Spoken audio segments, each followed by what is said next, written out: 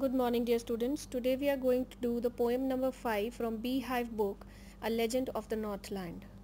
Now we shall start with the poem stanza 1. Away, away in the Northland, where the hours of the day are few and the nights are so long in winter that they cannot sleep them through. Now in this stanza, the poet tells the story of a far off place near the North Pole which is called Northland. It lies in the North Pole and somewhere around the north end of the world. Here the winter season, the poet says, is very long. It has long nights and the days are very short. The nights are so long and so cold that people cannot even sleep through. Now the second stanza, where they harness the swift reindeer to the sledges when it snows, and the children look like bears' cubs in their funny furry clothes. Now in this stanza the poet says, when the Northland is covered with snow, people use sledges driven by the fast running reindeers. It is extremely cold, so the children are made to wear heavy woolen clothes made of fur, which make them look like bears' cubs. Now the third stanza says, they tell them a curious story, I don't believe it's true, and yet you may learn a lesson if I tell the tale to you. Now in this stanza the poet says that in the Northland region there is a custom that is prevailing in that Northland, that this legend is passed on from generations to generation. Now this legend word is used here because legend is a folk tale or a story which is passed on from one generation to the another. And the poet is not sure whether the story of this legend is true or not, but she still wants to tell this tale as it contains a significant moral lesson for us. Next stanza. Once when the good Saint Peter lived in the world below and walked about it preaching, just as he did, you know. Now the poetess tells us that the story narrated in the Northland is about the good Saint Peter, who was one of the 12 apostles of Jesus Christ. Once he came down from heaven to the world below to preach the word of God. He was traveling and wandering to fill his missionary purpose. Now the fifth stanza says, he came to the door of a cottage in traveling round the earth, where the little woman was making cakes and baking them on the hearth. It is a very simple stanza in which the poetess says that Saint Peter, while he was wandering and traveling on the earth, he happened to reach a cottage where he saw a little woman who was making cakes and baking them on the fireplace. So hearth is here the fireplace, or you can say the old kind of oven where the baking was done. Now coming to the sixth stanza, and being faint with fasting, for the day was almost done, he asked her from her store of cakes to give him a single one. This stanza says that Saint Peter, whom we talked about in the last stanza, Saint Peter was wandering about the whole day with an empty stomach. He did not eat anything since morning. So he was so weak and tired by the evening that he felt that he was on the verge of fainting. So he requested the little woman who was baking the cakes to give him just one cake out of the many that she had in her store. So she made a very little cake, but as it baking lay, she looked at it and thought it seemed too large to give away. Now the little woman to whom Saint Peter requested for the cake, she made a very small cake for him. But when she laid it to bake, she felt that it was too big and it should not be given away for free. Next stanza, therefore she needed another and still a smaller one, but it looked when she turned it over as large as the first had done. Now in this stanza, the small cake that was baked by the little woman also seemed too big to her to be given away as charity for free. So she prepared material for still a smaller cake than the earlier one. But when she turned it over to bake it, it seemed to her to be as big as the earlier cake. Next stanza, ninth stanza we are doing now. Then she took a tiny scrap of dough and rolled it flat and baked it thin as a wafer, but she couldn't part with that. In this stanza again, the greed of the woman, the little woman, is further emphasized.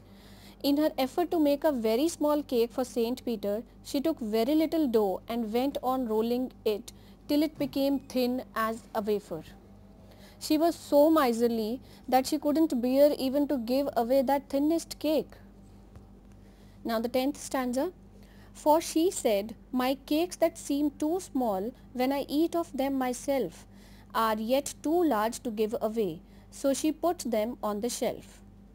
Now in this stanza again, this stanza again shows that she was so greedy that instead of giving any cake to the hungry Saint Peter, she put even the smallest one of the cake on the shelf for herself only. She gave a reason that the cakes appeared too small when she ate them, but seemed too big to give away as free for charity. Now the next stanza.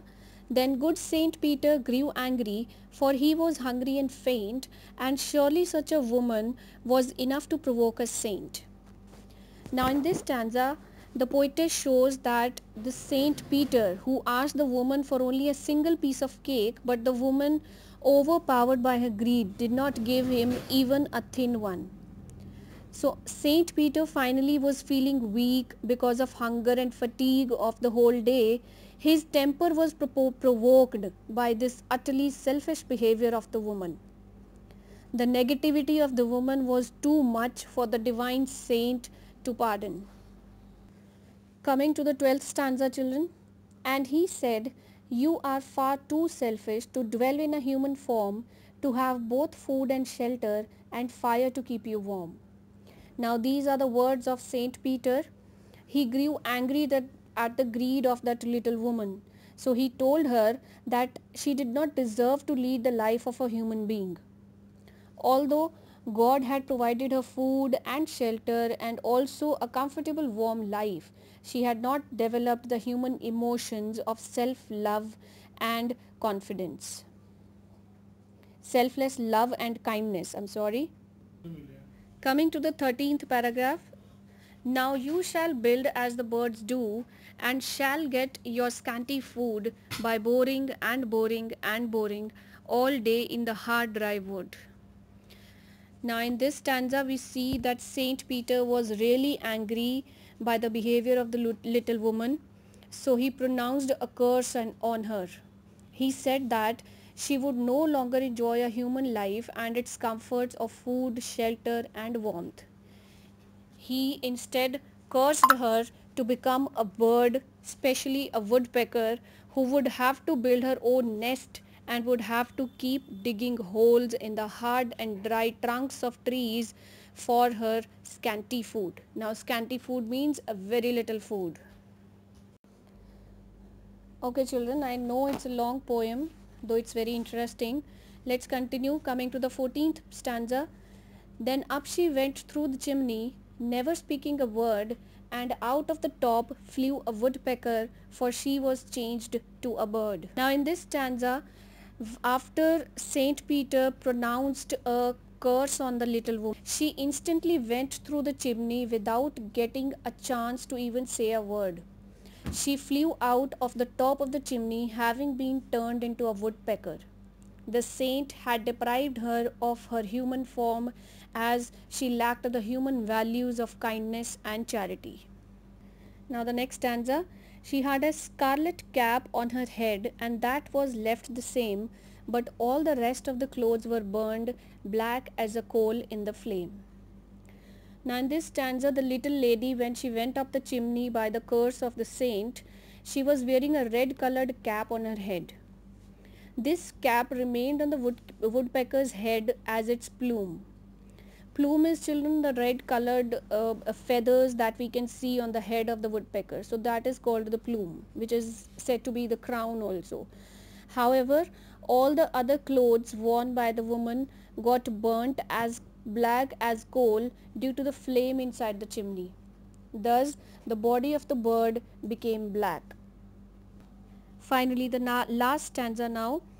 And every country schoolboy has seen her in the wood, where she lives in the trees till this very day, boring and boring for food.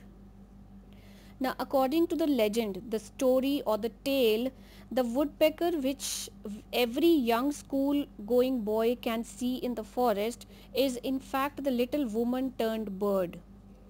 Till this day, she lives there in the trees, and as per the curse given by Saint Peter, she has to bore the tree trunks laboriously all day to get her food. Okay children, I hope you found the poem to be interesting. Now we come to the poetic devices. First poetic device that we come through is alliteration in the poem. Alliteration is quite at some places in the poem. First we see it in the line, in their funny furry clothes. That is, I think, the second stanza. F sound is being repeated. Then there is a line, if I tell the tale to you. Here the T sound is repeated. Then we have faint with fasting, where F sound is again repeated. Then we have and still a smaller one, where S sound is repeated. Next line is took a tiny, where T sound is repeated. Then is my cakes that seem too small, where the lady was talking to herself, where S sound is repeated. So these are the places where we find alliteration. The next poetic device that we have in the poem is repetition. Now repetition is the repeating of the words or the lines in the poem. We have a line, first line, we have two words that are being repeated again and again, that is away, away in the northland. So away word is repeated, that is repetition. Then we have a line, and rolled it flat, where rolled is being repeated. Then we have by boring and boring and boring. So boring sound is repeated again and again. So these are the places where we find repetition. The next poetic device is, children, enjambment. Enjambment is at several places in the poem. Now enjambment is where the practice of running lines from one to the next without using any kind of punctuation marks. So where the lines where we don't have any punctuation marks in the poem, that is the place where we have enjambment. You can figure out themselves, it's quite easy to identify. Then the last poetic device that we have is simile. Now simile is very different to metaphor, don't get confused in that. Simile is a comparison between two different things indicated by the words is and like. Fine, so we have this at two places. One is thin as a wafer, when she was baking a cake, the thinnest cake for Saint Peter. So thin as a wafer. Now thin, the quality of being thin is being compared to a wafer by using a word as with it. Then the second place where we have simile is as black as coal. Now coal is said to be black, so the quality of being the utmost black is compared with the coal by using the words as.